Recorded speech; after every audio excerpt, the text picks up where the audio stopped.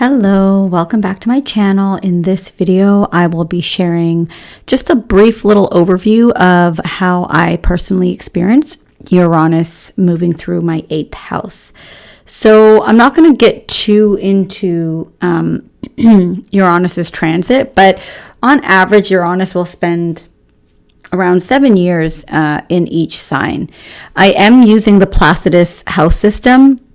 I do work with whole signs as well, but for the purpose of these personal experience videos, I think I might leave them using Placidus.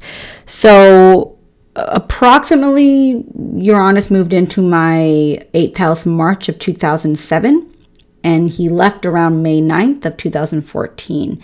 What I also noticed, and perhaps this is, for all Uranus transits, I haven't really done my research, but Uranus was in and out of retrograde for a lot of this transit. So that might have been why I couldn't think of anything super notable. Of course, there was one major event, and I'll talk about that briefly.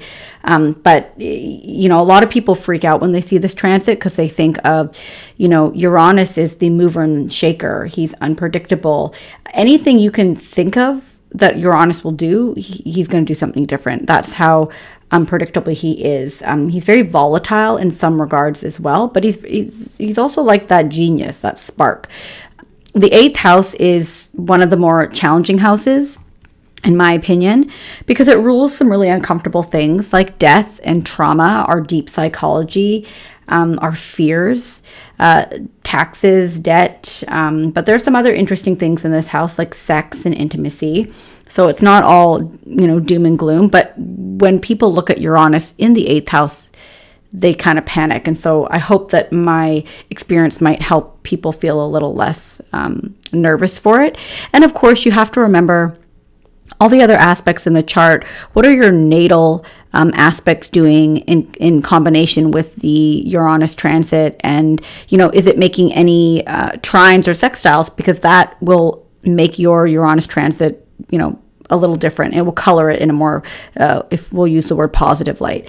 So I'm not going to get into it in this video, but I will put it in the description box. My father did die very unexpectedly, very shockingly, shortly after Uranus entered my 8th house. I'm not going to get into those details. I posted a video on it and I will post that below. But that was the biggest notable thing, of course. Now, attached to that, there was an inheritance. And so that is a very out of the blue thing. I didn't even know my dad had an inheritance for us. Death was definitely not something I was thinking about at that time. I was 19. You kind of don't think of those things. You don't think someone's going to die on you. You don't think you're going to die. You're kind of just, living your life kind of narcissistically at that age. So that really shook my world. The inheritance was quite unexpected, and I also lost a lot of it quite unexpectedly because he had some taxes he owed. And so each of us, my siblings and I, had to use a chunk of our inheritance to pay what he owed because he did some tax fraud when he was living. So we had to do that. So quickly had all this money, and then quickly I lost a lot of it.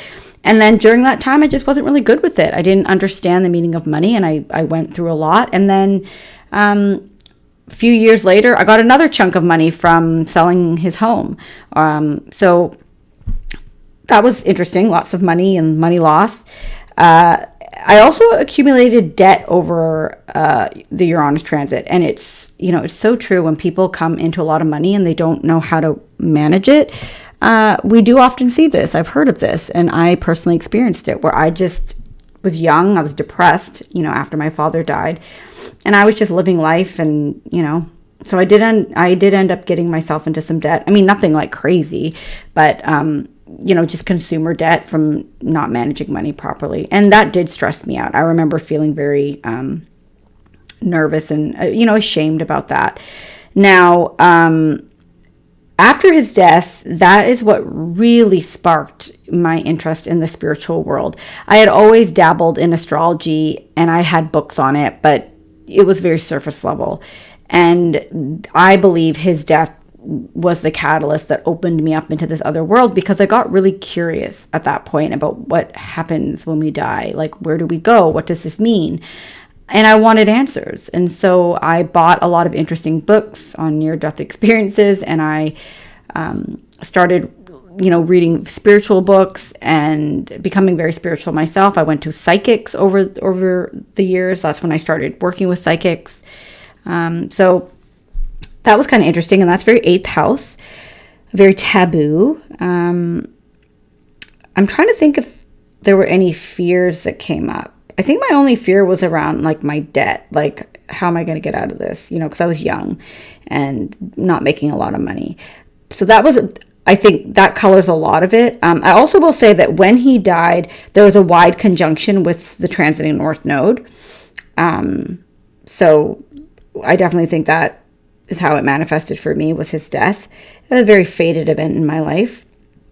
Unpleasant, but fated. So by the time Uranus left my 8th house, I was pretty much done with those big ups and downs in terms of money. And I know that the 8th house is about other people's money, but I also had a period where I was out of work during this time. It wasn't long, but it didn't help the debt issue for sure. But by the time Uranus left, I was just done with all that stuff. I still had a little bit of credit card debt, but it was like, because I was a student at the time, and, I had loans, and I had definitely learned how to budget because I had moved out on my own at the time, and, was forced to have to really manage my money better and my credit card debt, and, managing credit and all that. So I learned a lot about credit over that period.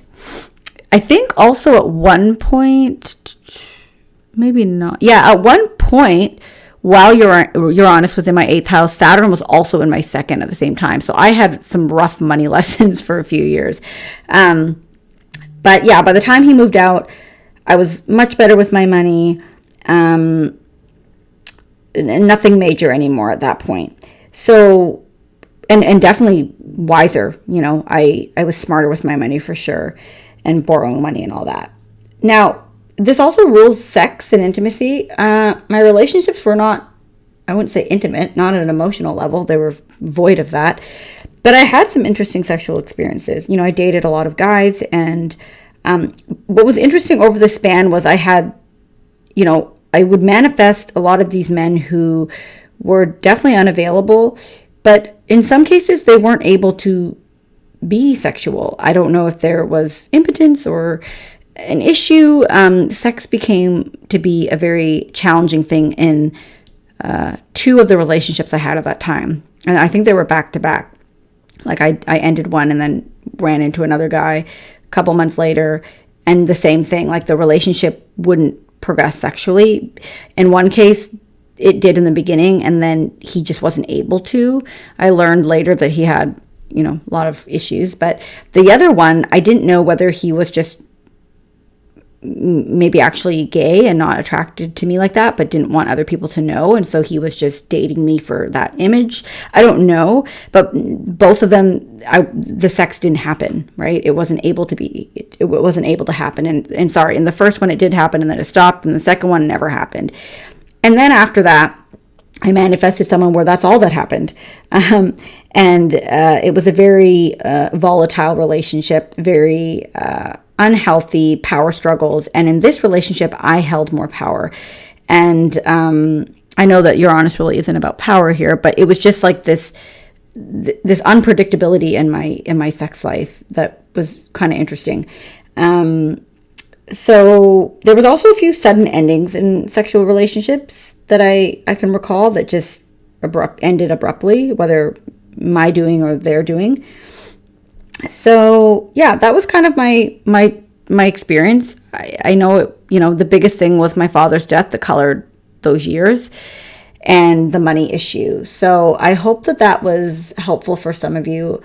I really can't think of anything else that was notable. I did start seeing a therapist, but it wasn't until after Uranus left that house. So I think a lot of it was the spirituality, other people's money, managing debts, and having some interesting sexual experiences. So That is all I have. Stay tuned for some more videos.